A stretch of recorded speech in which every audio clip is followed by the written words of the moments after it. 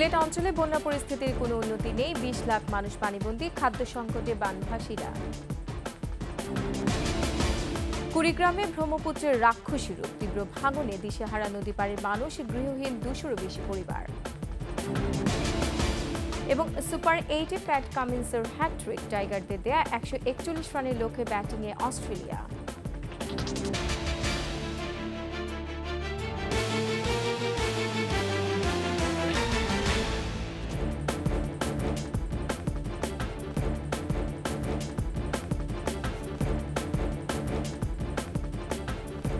শুনছিলেন first security ইসলামী bank PLC সংবাদ শিরোনাম। আমন্ত্রণ সকাল ৯টার ২১শে সংবাদে, সাথে আছেন রোমানা আমিন।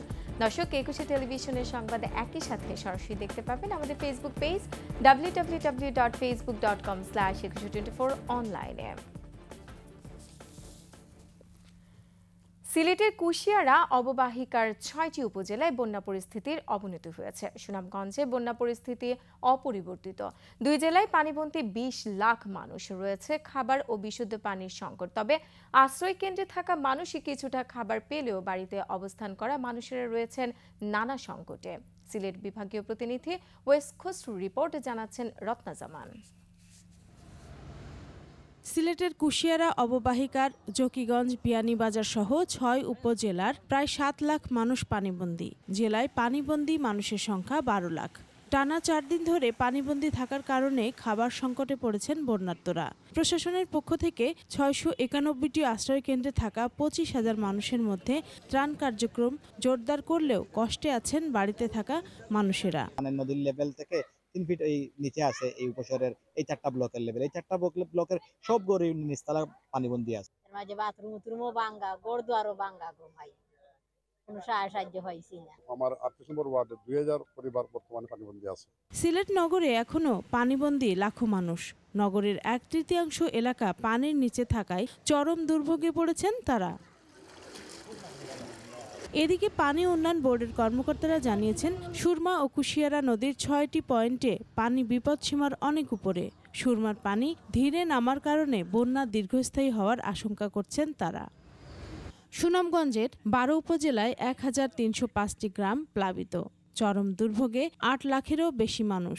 ঘরবাড়ি, আসবাবপত্র, নগদ অর্থ, হাঁস মুরগির খাবার ও পুকুরের মাছ হারিয়ে নিঃস্ব অনেকে।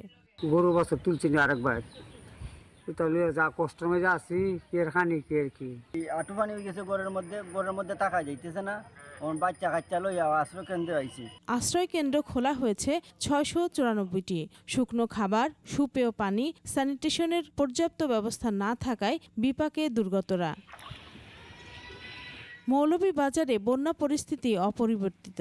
জেলার প্রায় ৭ উপজেলার ৩০টি ইউনিয়নের সহস্রাধিক গ্রামের প্রায় ৩ লাখ মানুষ পানিবন্দী। জেলায় ২০৫টি আশ্রয়কেন্দ্র খোলা হয়েছে। আশ্রয়কেন্দ্রে উঠেছেন প্রায় ৭,০০০ মানুষ। নেত্রকোনার ৩ উপজেলার নিম্নাঞ্চল প্লাবিত, পানিবন্দী লক্ষাধিক মানুষ। রত্না জামান, ২১শে টেলিভিশন। এদিকে বৃষ্টি ও উজানের ঢলে পানি বেড়ে আগ্রাসী ব্রহ্মপুত্র নদ, তীব্র ভাঙনে দিশেহারা কুড়িগ্রামের বিস্তীর্ণ চরাঞ্চলবাসী। ঘরবাড়ি হারিয়ে মানবেতর জীবনযাপন দুপারের ২ শতাধিক পরিবারের। কুড়িগ্রাম প্রতিনিধি মোহাম্মদ আতাউর রহমান বিপ্লবের তথ্য ছবিতে মাসুম আলিসার প্রতিবেদন।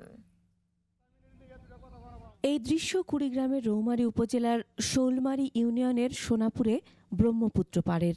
সদরের যাত্রাপুর, উলিপুরের সাহেবের আলগা ও বেগমগঞ্জ, চিলমারির শাখাহাতি এবং চর রাজীবপুর উপজেলার ১২টি পয়েন্টেও তীব্রভাবে ভাঙছে ব্রহ্মপুত্র।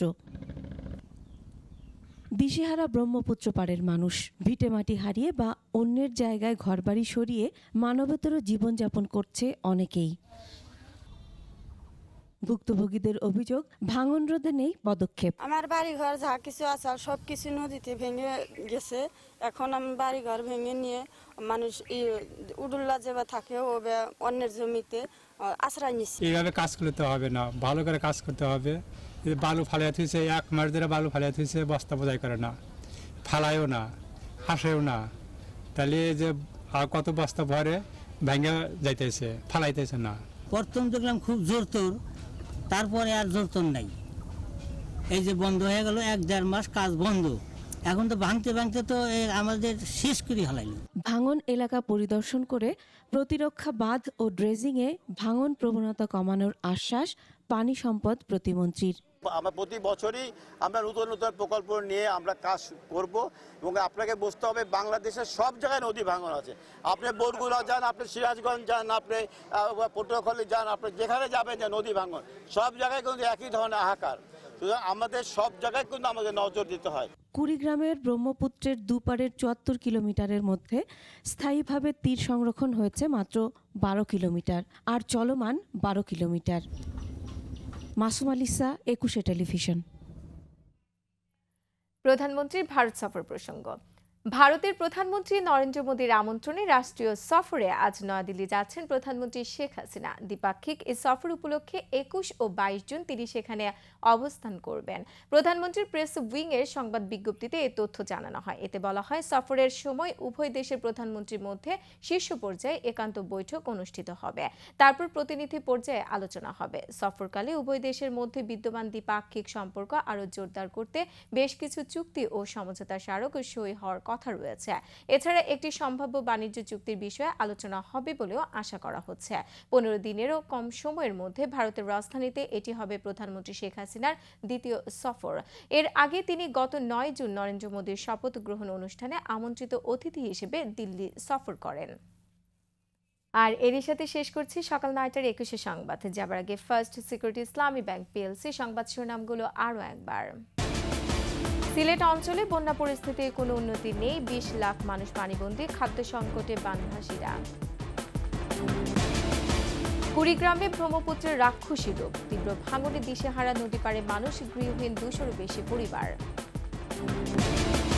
এবং সুপার ৮-এ প্যাট কামিন্সের হ্যাট্রিক, টাইগারদের দেয়া ১৪১ রানের লক্ষ্যে ব্যাটিংয়ে অস্ট্রেলিয়া।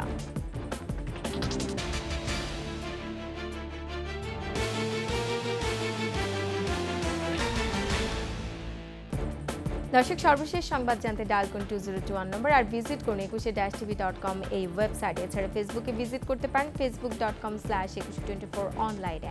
এতক্ষণ সাথে থাকার জন্য ধন্যবাদ। পরবর্তী সংবাদ দুপুর ২টায় দেখার আমন্ত্রণ রইল। 21-এর সাথেই থাকুন।